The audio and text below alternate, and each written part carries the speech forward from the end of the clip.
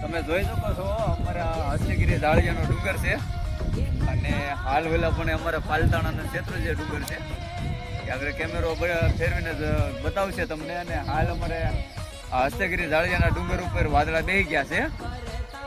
અને પહેલાના અમારા ગઢિયાની કહેવત છે કે જ્યારે આ ડુંગર ઉપર રીસાવળ ઉતરે ને વાદળા જ્યારે બેહે ને ત્યારે વરસાદ ખૂબ સારા હોય અને બહુ સારો વરસાદ પડે, ભારે વરસાદ પડે. અને એની કહેવત હકીકત સાચી છે. અત્યારે હાલ અમે મીડિયા ચડાવશું હારવાર, એટલે હકીકત વરસાદ ખૂબ જ સારો પડ્યો છે. छाया है नशा